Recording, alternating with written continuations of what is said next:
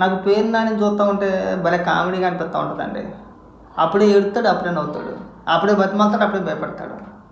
స్టార్టింగ్లో తన భార్య పైన రేషన్ బియ్యం దొబ్బేశారు కదా, ఆ కేసులో వాళ్ళ భార్య పైన కేసు నమోదైతే ప్రెస్ మీట్ పెట్టి ఏడ్చినంత పని చేశాడు. ఆల్మోస్ట్ కళ్ళ నీళ్ళు తిరిగేసింది, ఆల్మోస్ట్ ఏడుపు ఒక్కటే తక్కువ. తర్వాత మహిళ కాబట్టి చంద్రబాబు నాయుడు గారు ఆవిడ అరెస్ట్కు చంద్రబాబు నాయుడు గారు ఒప్పుకోకపోతే ఈ పనుడే, ఈ పెద్ద మనిషే పేరు నానియే ప్రెస్ మీట్ పెట్టి చంద్రబాబు నాయుడు గారికి థ్యాంక్స్ చెప్పారు. చంద్రబాబు నాయుడు గారు కాబట్టి ఆయన మహిళల జోలికి వెళ్ళడం, ఈ విషయంలో మెచ్చుకోవాలని చెప్పేసి ఈ పనుడు చెప్పాడు. ఇవాళ ఏమని మాట్లాడుతున్నా తెలుసా, 29లో మేము అధికారంలోకి వస్తాము, 29లో మేము అధికారంలోకి వచ్చిన తర్వాత ఎవరిని కూడా లోపల ఉంచము.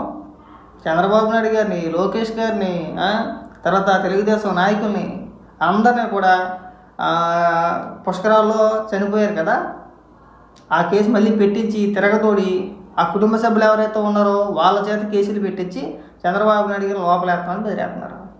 ఒకసారి వినిపిస్తూ చూడండి. ఇదే సంస్కృతి, ఇట్లాంటి తప్పుడు కేసుల సంస్కృతి మీరు ఈ సమాజానికి, ఈ లోకానికి, ఈ రాష్ట్రానికి సాంప్రదాయంగా అలవాటు చేసి వెళ్తే,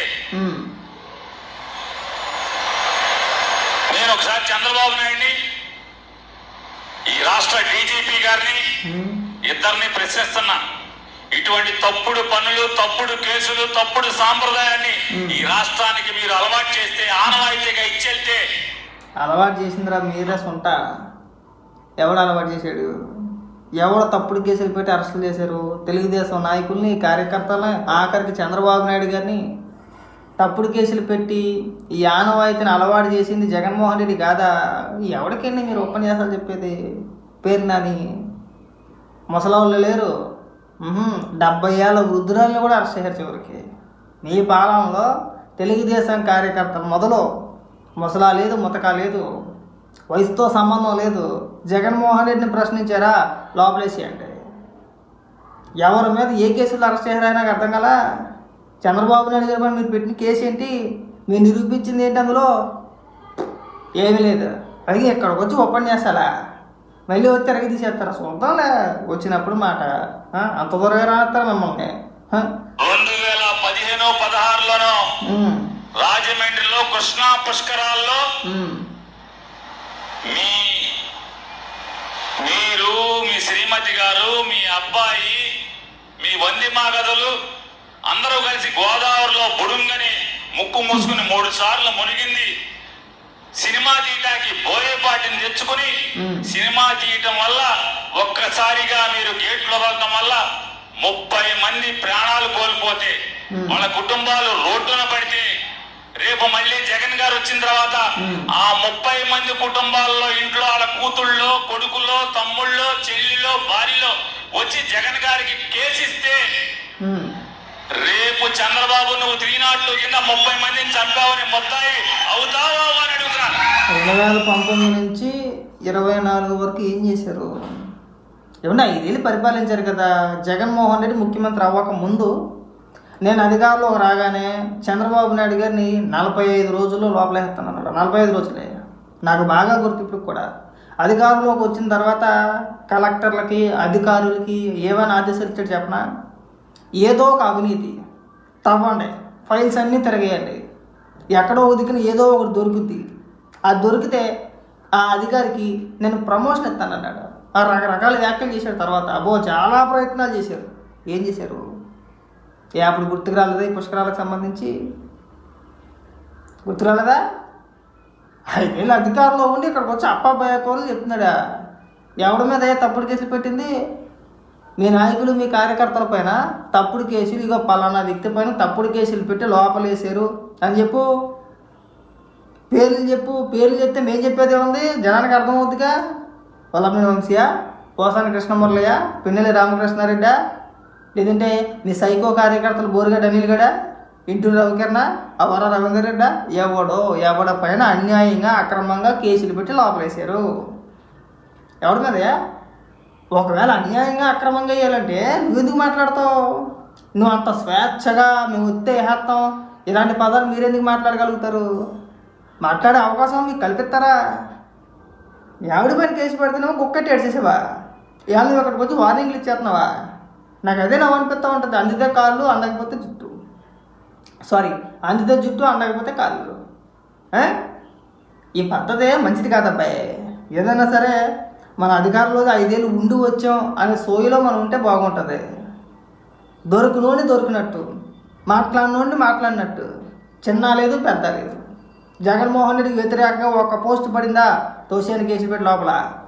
అర్ధరాత్రులు అపరాత్రులు లేవు, వయసుతో సంబంధం లేదు. దొరికినట్టు లోపల వేసేయడమే. ఒకరిని కాదు, ఇద్దరిని కాదు, కొన్ని వేల మందిని అరెస్ట్ చేశారు తెలుగుదేశం కార్యకర్తల పైన. 100 మందిని కేసులు పెట్టారు. ఒకరి పైన ఇద్దరు కాదు, కొన్ని 100 మంది పైన కేసులు పెట్టారు. ఏమైంది? ఏం తెలిసిరయ్యా? తెలిసిందేం లేదు. కొన్ని ఏమైనా నేరాలు చేసామా? ఆర్థిక నేరగాలమా? లేదంటే ఏమైనా చెదురు మెదురు అల్లరి ఏమైనా చేసామా? ఏమన్నా లేదు. కేవలం జగన్మోహన్ రెడ్డిని ప్రశ్నించినందుకు కేసులు పెట్టి లోపలేశారు. ఇక్కడికి వచ్చి ఎవరిని బెదిరించేస్తున్నావు నువ్వు? మేము అంటే జనరల్గా మేము వచ్చిన తర్వాత ఇలా చేస్తాం అలా చేస్తాం అది వేరే. పోసాని కృష్ణమూర్తిని ఉద్దేశించి, వల్లాభనేని వంశీని ఉద్దేశించి వాళ్ళ అమాయకులు వాళ్ళ పైన కేసులు పెట్టేది మిమ్మల్ని వచ్చినా తిరగదీసేస్తాం అంటే ప్రజలు ఎవరైనా ఓటేస్తారని మీకు? ఎవడైనా సరే మీ కార్యకర్తలే మీకు ఓటేరు. ఓహో, నీ మీద మొన్న సింగయ్య ఘటన అందరూ కేసు పెట్టారనా? కార్లో ఉన్నావు ఆ పేరునని, అది హిట్ అంటాను కదా. ఆ రోజు జగన్మోహన్ రెడ్డితో పాటు నువ్వు కూడా కారులో ఉన్నావు కదా. నువ్వు ఉన్నావు, విడుదల రజనీ ఉంది, వైవి సుబ్బారెడ్డి ఉన్నాడు, జగన్మోహన్ రెడ్డి ఉన్నాడు. సంఘటన జరిగింది, కారు కింద ఒక వ్యక్తి పడ్డాడని చెప్పి మనకు తెలుసు. తెలిసిన తర్వాత ఒక మాజీ మంత్రిగా, ఒక ప్రజాప్రతినిధిగా నీ బాధ్యతగా పోలీసు వారికి సమాచారం తెలియజేయాలి అనే ఇంగిత జ్ఞానం మీకు లేదా? పైగా పోలీసు వారికి తప్పుడు సమాచారం ఇచ్చారు. ఏం చేయాలి? మా కారు కిందే పడ్డాడని చెప్పేసి అని వాహనాన్ని అక్కడికక్కడికి నిలిపేసి తర్వాత మనం ఏం చేయాలో అది చెయ్యాలి. వెళ్ళి వచ్చేసిన తర్వాత తెలిసిందంట. మరి హిట్ అంటారు, గుద్దేసి వెళ్ళిపోతే ఖచ్చితంగా కారు నడిపిన వ్యక్తి, కారు యజమాని, కారులో ఎవరుంటే వాళ్ళ పైన చట్ట ప్రకారం కేసులు నమోదవుతాయి. అందులో భాగంగానే నమోదు చేశారు. నిన్నేమో అరెస్ట్ చేయలేదుగా.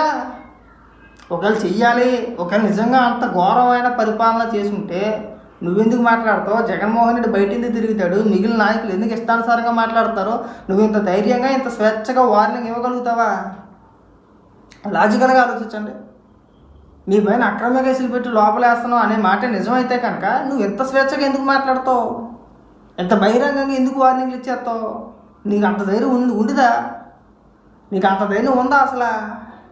లేదుగా. మనం అప్పటికే పోయేసుకుంటాం చూస్తూ పేరునని. ఈ మాటలన్నీ చెప్పమాకు, ఈ కలిబొల్లి మాటలు, ఈ చిన్నపిల్లల బెదిరింపులు. 19 నుంచి 24 వరకు మేము చూసేసాం. చిన్నపిల్లల బెదిరింపుల్లాగా ఉంటుంది. ఎత్త నిన్న అడేసిది ఉండదు, చచ్చేది ఉండదు. ఒక నేను లెగితే మనిషిని కాదండి, లెగిసిది ఉండదు, చచ్చేది ఉండదు. ఈ బెదిరింపులన్నీ చూసేగా వచ్చాం ఇక్కడ దాకా. నువ్వు దశాబ్దాల పాటు రాజకీయాల్లో ఉన్నావు. మనం మైకి పెట్టుకొని మాట్లాడేదంతే ఏం ఉండదు అక్కడ. ఊరికే షోయింగ్ అంతే. ఇక నువ్వు మాట్లాడినా ఇక నేను మాట్లాడినా చేసేది చచ్చేది ఏమి ఉండదు. ఆ ఊరికే బెదిరింపులు రూమ్లో కూర్చొని మేము కేకలేస్తాం, మీరేమో 10 మంది కార్యకర్తలు పట్టుకుని మీరు అక్కడ కేకలేస్తారు. ఇద్దరికి తేడా ఏం లేదు కదా. అయితే మేము కార్యకర్తలు, మీరు నాయకులు. ఆ వ్యత్యాసం ఒకటే ఉంది.